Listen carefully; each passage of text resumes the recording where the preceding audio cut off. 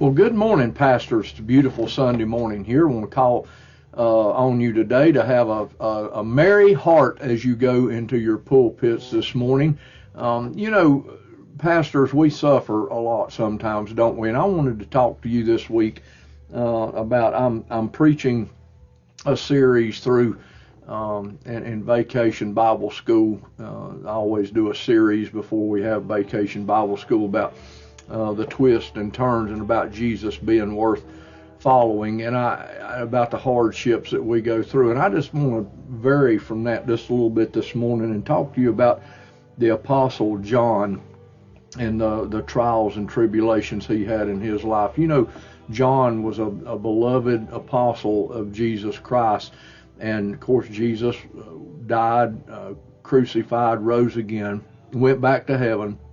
He had told John to take care of his mother, and from all accounts we have that he took care of her until she passed away. And then as time goes on, and you think about this is somewhere around 95, but all of John's friends are dead. All the apostles are dead. All the people he knew are dead. He has been treated horribly, banished unto the Isle of Patmos. And John is sitting here now. At some accounts, Tertullian mentions the fact that he was boiled in oil. I think maybe Josephus alludes to it as well. But we do know for a fact that he was banished to the Isle of Patmos. And I want you to put yourself in this place here. Most of us would be sitting here on this isle, and I think it was a salt mine that this place was, and it's desolate, and you're sitting there thinking to yourself, you know, I loved you, I followed you, I've dedicated my life to you, and this is all the thanks I get. This is all the thanks I get from all my following you and everything, and it looks like at least you could do is let me sit here and live out my days. Most of us would be sitting there like that, wouldn't we? Bitter and angry. But instead of being bitter and angry, John writes the book of Revelation in the hardships that he is going through, the greatest work that he could have possibly written to tell us what our future is going to be. Everybody wants to know what the future is. Well, go read the book of Revelation. And so I just want to encourage you, pastors, today to, if you're feeling down, maybe someone in your church has turned on you. Jesus understands that, had the same thing happen.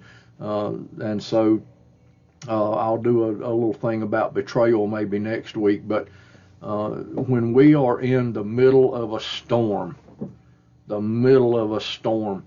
and we feel like we're going to break in half under the pressure, just remember to hang in there, because John, the greatest, it may just be the greatest work you're going to do in your ministry will be in the middle of that storm. The greatest result that will come out of that. It certainly was for John, and I'm very thankful today that he didn't give up in the time that he was in, that he wrote the book of Revelation. So just remember, Jesus is worth following, even through the storms when life is going to a place that we don't understand it. And so today, I just want to offer you a word of encouragement as you go into your pulpits this morning to share the gospel with your congregation. Let me pray for you. Father, as we come before you today, I just pray that you give us the stick-to-itness, that we would look to the long run, Father, and understand that it is worth it to follow you even in the hard times that we have in life, that some of the greatest work we may do may be in the midst of the cauldron.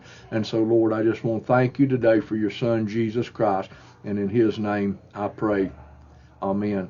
So, pastors, I encourage you this morning as you go into your pulpits to share the gospel, and listen, you hang in there.